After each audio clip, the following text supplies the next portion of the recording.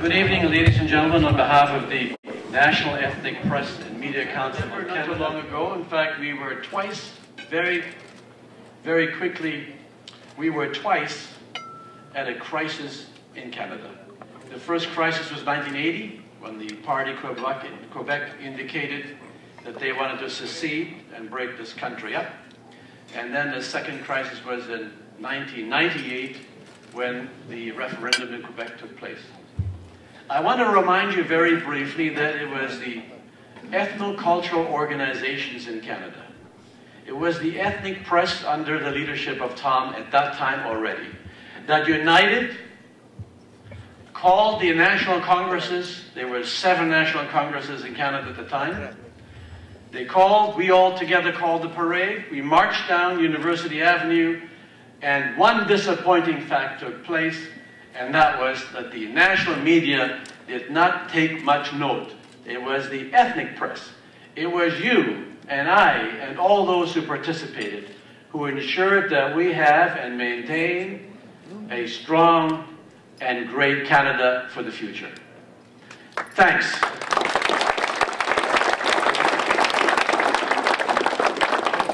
And so without any further ado, I'm delighted to introduce to you tonight Colleen Fleming, who is the chair of Seneca College, to say a few words. Good evening. So much energy. Welcome. On behalf of everybody at Seneca, the members of the board, our faculty, and our students, welcome to our beautiful campus, Seneca at Markham, in the fabulous city of Markham, Ontario. Greetings to our members of federal, provincial, and municipal governments who have taken time out at a very busy time of year and come here to recognize the terrific work that you do. Thank you, everybody, showing up tonight. Unfortunately, our president, David Agnew, is out of the country in China on business for the college. He sends his regards and acknowledges your tremendous work being done here today. This evening, it's a time to celebrate. We want to celebrate the wonderful feedback we're getting from the plenary sessions, the workshops. I've just heard terrific stories, so everybody's doing a great job. I want to acknowledge our professors. I know many of you and many workshop leaders have put on 4 workshops today and each time done such a tremendous job. You always make us proud, and you're doing it again tonight. Thank you very much for sharing your expertise. And I want to speak on behalf of the students in journalism. They have said to me to have this opportunity for an experiential learning with such talented people from so many countries, from across our great country. They are very grateful to be able to work with you and have this tremendous learning experience. So thank you for that. And I want to echo the words that what you do in ethnic media is very important to form our country, to inform our country. Thank you very much for your work and your continued efforts. Do enjoy the evening, and we'll continue to celebrate your success. Thank you. As you know, we have a partnership with Seneca College and a history for many years. I have voice, Tony. And to this extent, this is our second seminar we are organizing here. And I want to thank the administration of the Seneca for providing us this opportunity. And thanks also, allow me to present to you our medal.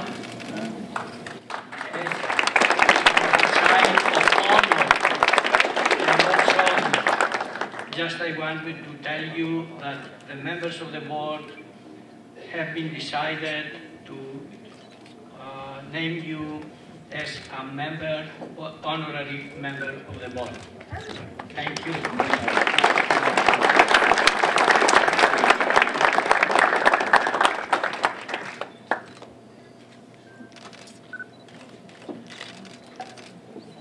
Well, somebody named me the King of Diversity because they said that since my grandparents from my mother's side were from Hungary, my grandparents from my father's side were from Mexico.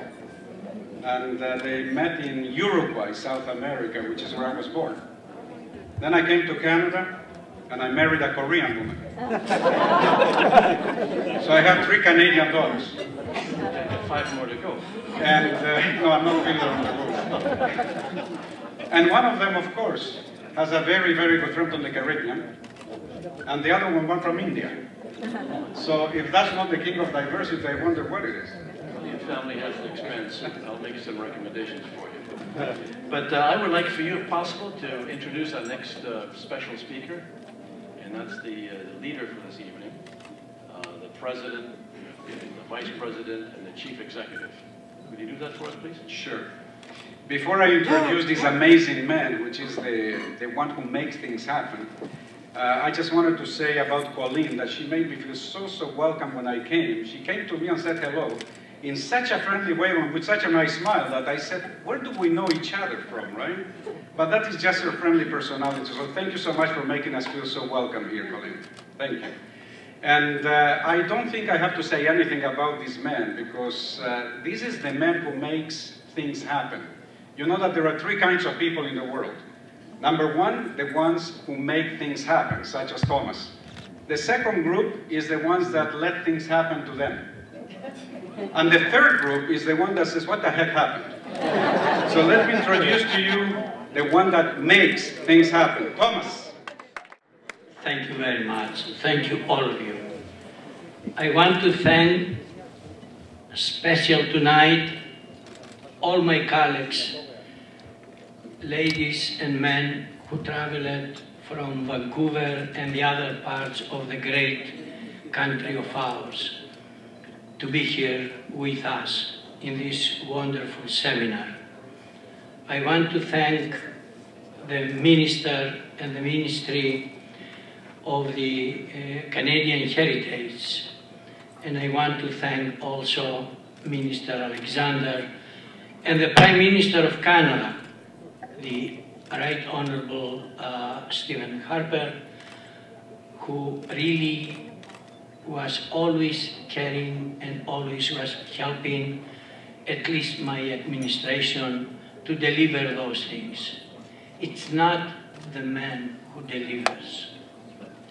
It's the environment that understands what exactly happens, and that's why things are happening. I want to thank you all for being with us. It's an honor. It's a great honor for my members, for myself, for this organization. We are serving about 7 million Canadians with about 650 publications, 675 print members are members of my organization, and another 125 are members of the media, which is either television or radio. Today, united, we are down here to celebrate the fact that we are here to receive, to get, to understand, to know what exactly governs our adopted country, our adopted motherland, and also to know what exactly we are doing and what we should do. As Tony said before, in our Constitution, the first thing says to unite and make sure of a united Canada under the law, to do anything available in our ability to keep a united Canada. And those, don't be surprised Some of us came from countries that they are under civil war, and they are killing each other, brothers to brother, father to his children. And some others coming from countries that they are split. Members like Henry Garcia, I don't know where he is, who spent 10 years in jail fighting for the human rights. Other members being in exile for the very similar reason, because they wanted to see justice, social justice. And here we are today, all of us. So thank you very much. I'm not going to take more time of you. I know that there are a number of speakers. So, and the food has to be served fresh. So thank you very much for being with us. I wish you Merry Christmas. I wish you Happy Hanukkah. I wish you happy Diwali. And although it's a little bit late, I will also wish you all the best on behalf of my Muslim brothers and sisters. Thank you very much. Alexander, Minister of Citizenship and Immigration. Good evening, ladies and gentlemen. Salam alaikum, namaste, satriyakal, dobry večer. I think if I went through all the languages that you represent just for greetings, it would use up all the time that I have tonight. So salutations from all of your friends across Canada, the 7 million who are served by you, most of whom are people who have benefited from our citizenship and immigration programs. And so I'm very, very proud to be with you for the first time, but in that capacity that we are so passionate about, all of us as Canadians, of responsibility for these programs that we consider are so important. And greetings also from my colleagues. Two of them are here from the House of Commons, Olivia Chow and Andrew Cash, both good friends, and I'm sure you'll hear from one or both of them later, but also from those who are not here, from the Honourable Shelley Glover, a new Minister of Canadian Heritage, very passionate about support for organizations like yours. The Honourable Jason Kenney, who has obviously been here, I'm sure, more than once, and whom all of you know, and who remains passionate about these issues in his new larger job of employment and social development, but with the additional focus on multiculturalism that we know and love him for.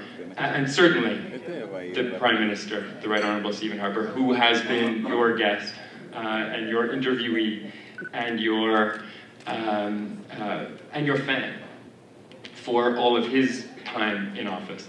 We are really, really impressed, moved, every time we hear about the new achievements of this council, every time we hear about the new media that have joined your ranks, and every time we see how important it is to Canadians across the board, not just in our big cities, everywhere across the country, to have access to the voices and the stories that you are conveying.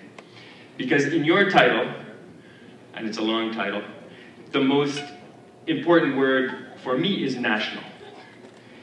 The media world, as you all know, and as students here at Seneca could tell us, as any journalist we care to talk about here or in media that are not part of your council will tell us, it's changing. It's a changing field. And we don't know how this digital revolution will play out, and how people will receive their news in 10 years and 20 years. We're depending on all of you to find out. But what we do know is that they will want the kind of news, the kind of cultural variety, the kind of direct connection to community, not just here and across Canada, but around the world, that you are able to offer. And so as your minister, new Minister of Citizenship and Immigration, let me thank you for the partnership that we have in telling people the story of our immigration programs, making sure that they understand the opportunities that are there, making sure they know that in this year just ending, we will have brought the largest number of parents and grandparents to Canada in Canadian history. We're at 53,000. And that we will do more of that next year, combined with a new focus on our economic immigration, combined with the launch of the Expression of Interest program in early 2015, which will be yet another revolution in our immigration. And make no mistake, we all know that your significance reaches well beyond the borders of Canada. The national role you have here is unmistakable, it's growing. We're passionate about it, we believe in it. But when you talk to Tamil media, or you talk to Sikh media in Canada, or you talk to any number of the talented journalists here who are speaking up for very large diaspora communities by global standards, or for countries where there is no media freedom at home, and that is increasingly the case, you have a tremendous role to play in keeping the lights of honesty and truth burning, not just here at home, but around the world, delivering messages that can make the difference between life and death for people around the world. I've seen it happen firsthand in countries in the throes of transition and conflict. And we want you to play that role because we know as Canada, we are strong with a principled foreign policy, with a focus on freedom, democracy, human rights, and the rule of law, only when we're able to project those messages and to reach those audiences quickly, seamlessly, and in the languages that the message needs to be spoken in. So, in conclusion, ladies and gentlemen, thank you for including me tonight. Yes, Selma is herself an immigrant, born in Denmark. My wife, who's not here, is Danish. I don't know if there are any Danish media in the country, but maybe we can work on that. My wife will find you if you're out there. You know, I had the honor of serving in Afghanistan for 6 years and in Russia for a long time, so I feel very connected to some of you, to many of you, in intimate ways. Thank you for the work we've done already in recent months on citizenship and immigration. And if there are two messages I would like to leave you with, they're these. First, if there's one lesson that we have all learned, Melissa was part of it, Jeff, many others who are part of Jason Kenney's team, and some are still with my team, saw it happen. In changing and adding to the value that Canadians attach to citizenship, through the Discover Canada Guide, through the ceremony, through the slightly more demanding but more meaningful process that Canadians are going through now to become citizens, we have found how passionate newcomers are about Canadian history. How much they do want to know what this city was like, Markham or Toronto, 100 years ago, 200 years ago. Why is it that we've had peace for 200 years and others have not? Why is it that we have lived in a Parliament of Canada since 1791 successfully in 2 languages and had the best interpretation and had the best bicultural understanding despite the referenda, Tony, yes, and other moments. It's a fascinating story. It's a story that's relevant, obviously, to all of us. It's a story that's relevant to the whole world. And yes, we all have a role to play, you and we, in safeguarding that sacred legacy of diversity, of bilingualism, of multiculturalism, of multilingualism and pluralism, that we are living in a more vibrant and vivid way, a more successful way than any other country around the world. I know you're proud of it. Let's continue the partnership, and merci beaucoup de cette invitation pour ce soir.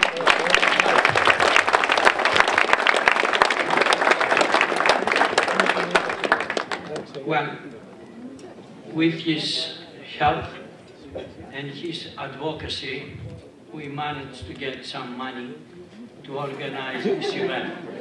And as new immigrants and some of our new citizens, today we are recognizing this service, and we are going to name you And Cavaliere. We don't want. You have your wife and your beautiful daughter. So you are going to be effective immediately a member of the board, an honorary member of the board. I hope next time you are going moving to take the presidency and let me get out.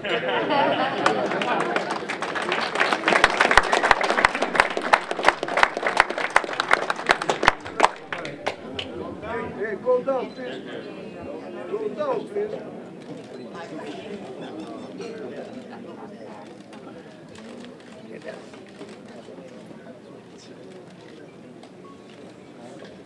Okay, guys, thank you. Last one. Can you tell? Thank you guys for coming down. I appreciate the fact that you are with us. It's a real honor, all of you. Thank you. Thank you. Yeah. Our next presenter, I have personally met him, Roberto. You know how many years ago? About 35 years ago, when he had a business, guess where? On the Danforth Avenue. And I'm going to ask you to guess who it is. Go ahead. It must be somebody for Likalat. And he's also in my book, by the way. Well, I have to say, when I met this man, I thought I had a handful because I have 3 daughters. Then he told me he got 5. I said, are you serious? Not me. You're talking about It's unbelievable. 5 daughters. It reminded me of Fiddler on the Roof when they ask him, you know, so how many kids do you have? And he says, 4. And then he makes a big long pause. And then he says, daughters. So Jim said very happily and proudly, I have 5 daughters. And they are all Polikalat, which means like very good, number 1. The interesting thing about Jim Karygiannis and Tony Rupert is that Tony, as you all know, had actually a lot of books called Toronto's Many Faces. One of the most amazing books ever written in Ontario and probably in Canada. Toronto's Many Faces. It's a good book. It's a great book. And it talks about multiculturalism, talks about ethnic media. It's unbelievable. And even the VIPs. And that's, I guess, because some of us come from other places. That's it. I mean, some of us come from other countries. Yes, including us. So in Toronto's Many Faces, Jim Karygiannis. Ladies and gentlemen, it's a pleasure tonight that I join you and bring greetings on behalf of my leader, Justin Trudeau. He wished he could be here, but there's a lot of functions that he has to attend as we're trying to cross the country from one side of the country to the other side, to the other side, to listen to the individuals, to listen to your stories, to listen to what you're thinking as we move forward towards 2015. Now, everybody will have you thinking that 2015 is only 2 years away and everything is hunky-dory. Nobody will say about the amount of cases, the immigration cases that were wiped out, 280,000 cases. Nobody would say that starting in January, in order for you to sponsor your parents, you have to show 3 years of income tax. So if you're a newcomer to this country, you can't sponsor your parents until 3 years on. I'm sure the minister doesn't want to talk about that. But one of the things that I want to talk to you about is the men and women that serve us. Just lately, I was given the portfolio, the critics' portfolio of Veterans Affairs. And most of you have seen the hurting locker, as I call it, of what this man go through. And I've seen some officers of the OPP, and lo and behold, they will tell you the difficulties that our men and women in the armed forces are facing. There's never been one country that Canada has not touched. There's not been one country that Canada has not helped. There's not been one country that Canada has not deployed military in order to either liberate them, in order even to assist them. As we speak tonight, there is a deployment of the DART team in the Philippines. And I know that the minister, after a little bit of pushing, decided that we were going to allow anything that was raised until the 23rd of December, matching dollar for dollar. So those of you that know of a Filipino event or know that you want to donate some money, please do so. Because until the 23rd of December, the Canadian government will match dollar for dollar. But I want to talk to you about the armed forces, the Canadian armed forces. I've seen the Canadian Armed Forces, the work that they've done in Cyprus. I've seen the work that they've done in Libya. I've seen the work that they've done in Italy. I've seen the work that they've done in liberating Europe, as well as in Pakistan and in other countries. And when they return back home, you'd figure that it's our solemn obligation to stand for them, work with them, and provide for them. They, in fact, are putting their lives on the line to protect what's so dearly Canadian, to protect you and me and the way of our democracy. Well, in the last couple of days, we've seen how they're being hurt. In the last couple of days, I've witnessed firsthand people that served in Cyprus, people that served in Libya, people that served in other parts of the world for us, not been taken care of. We had 4 members of the military family that committed suicide because they just could not take it anymore.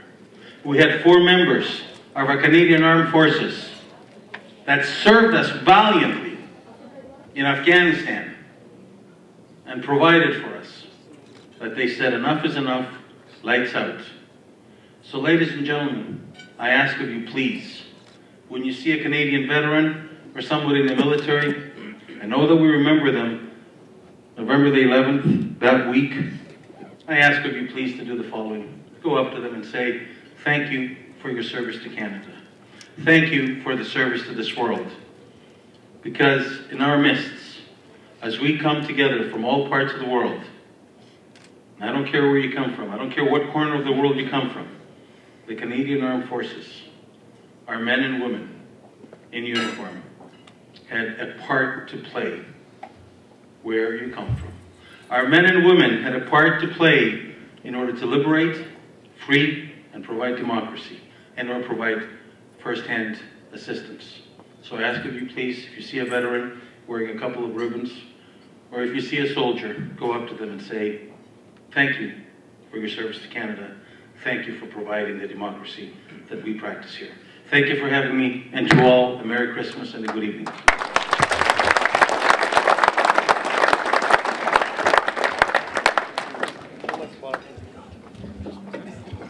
The Honorable Jim Karigiannis is an honorary president of our organization. Today, I present to him a plaque of appreciation for his presence. I want to thank you again. I know that it was a busy night for you and you came, but I want also to convey a message to Honorable Justin Trudeau. He promised me 2 weeks ago, personally, that he comes tonight, and he didn't come. I don't like that. Thank you.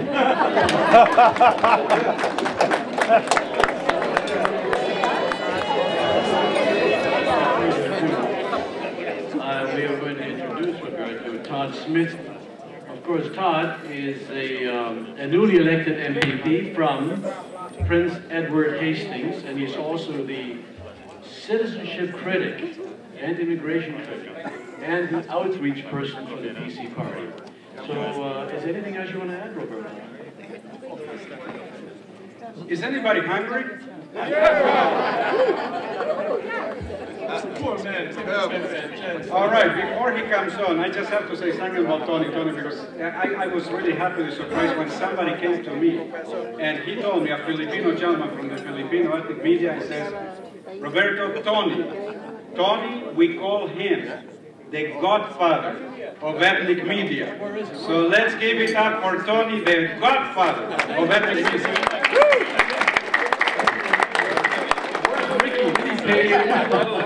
But now, okay, forget about that right now. Todd Smith, will you come up, please? We're waiting for you. You forgot something. Todd Smith is here on behalf of Team Houston. Very good, yes. Thank you very much. You guys can take this show on the road. It's very entertaining, I can tell you. It is a great pleasure to be here on behalf of the entire Ontario PC caucus and our leader, Tim Hudak, here on the grounds at Seneca College.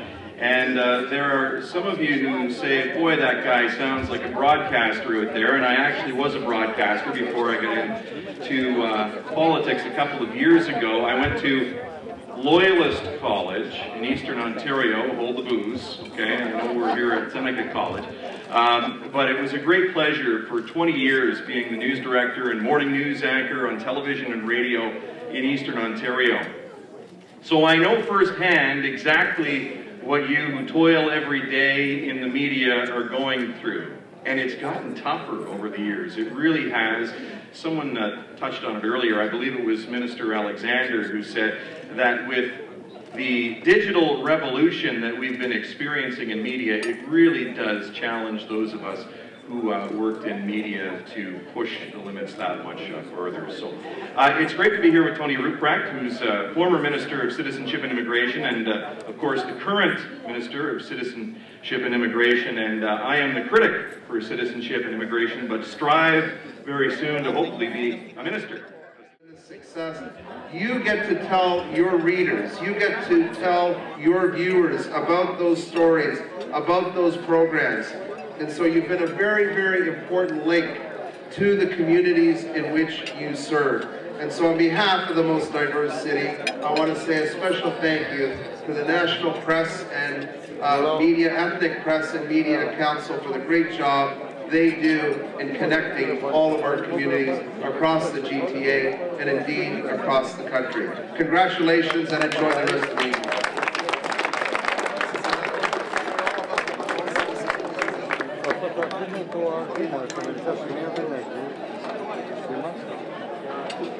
Let me tell you something. The mayor is a friend of ours since he was almost like me. Now he put at some pounds, but this is because he's attending our functions and he's eating Greek food. So sorry about that. But from the most diverse organization to the mayor of the most diverse city, allow me to present this. I didn't expect this. This is